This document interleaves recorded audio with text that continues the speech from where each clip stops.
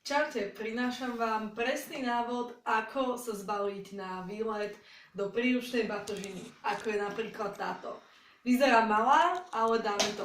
Volám sa Janka Švajgoferová a som spoluzakladateľkou webu travelhack.me.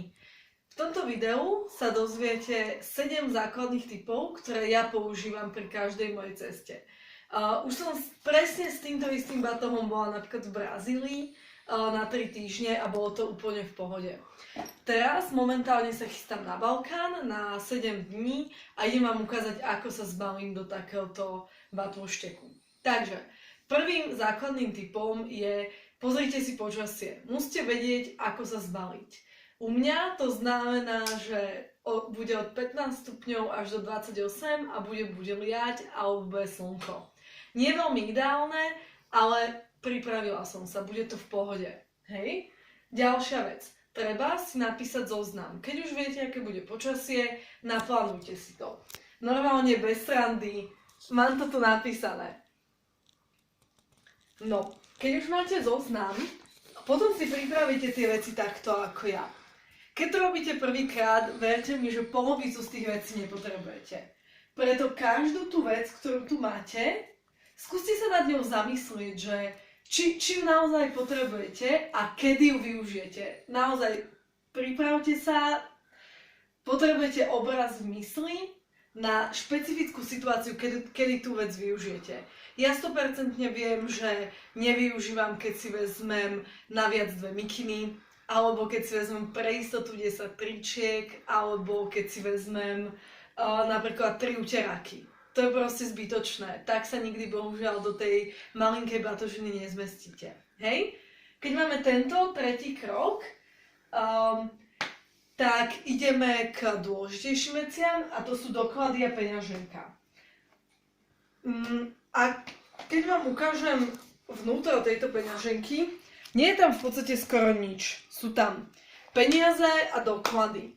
Všetky karty, všetky doklady, ktoré nevyužijete v zahraničí, som proste vyhodila a nechala doma. Pretože často sa stáva, že vám ukradnú peňaženku. A mne sa to ešte nestalo, musím si zaklopať, ale stáva sa to. Keď vám majú ukradnúť peňaženku, nech vám ju ukradnú poloprázdnu.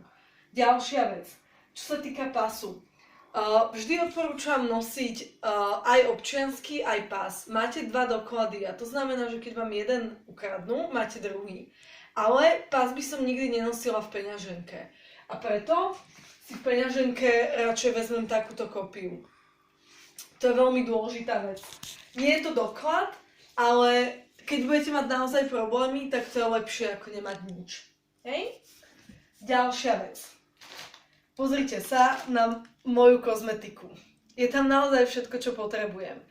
Je tam zubná kefka, je tam miniatúrna zubná pasta, sú tam kvapky na oči, je tam dokonca môj šampón. Ja používam šampón, ktorý je v takej akoby kocke. Zaberá možno centimeter a je to v podstate úplne klasická vec. Ukážem vám. Čakajte.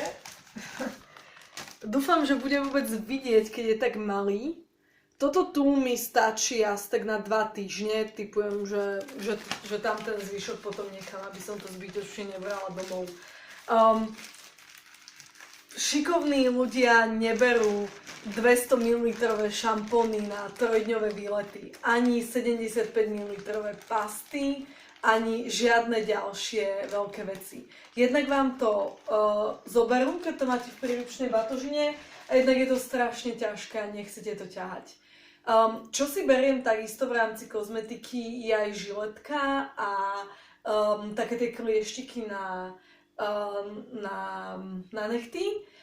Nevezmú vám ich. Pokiaľ máte klasickú žiletku, ktorá nemá nejakú veľkú čepel, tak je to v pohode. Ja som to dlho nevedela, idem to vyskúšať poprvýkrát. Ale viem, že by to malo byť v poriadku, keďže veľa ľudí mi hovorilo, že je to OK.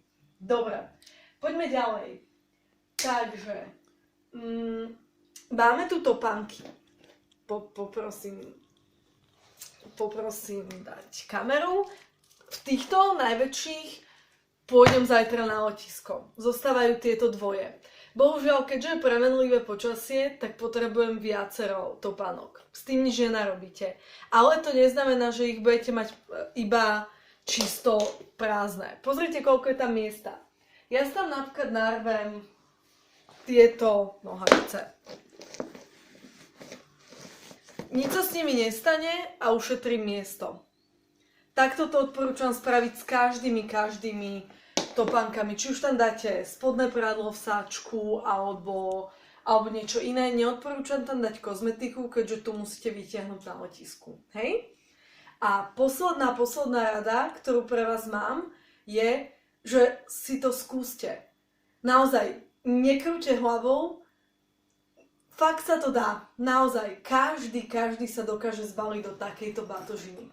Či už ste žena alebo chlap, či už používate špeciálnu kozmetiku alebo máte potrebu zobrať so sebou celý šatník, dá sa to. Skúste to na najbližšom výlete a určite budete vidieť pozitívny výsledok a hlavne už nikdy nebudete ťahať so sebou tie 2 kufre, ako ste zvyknutí.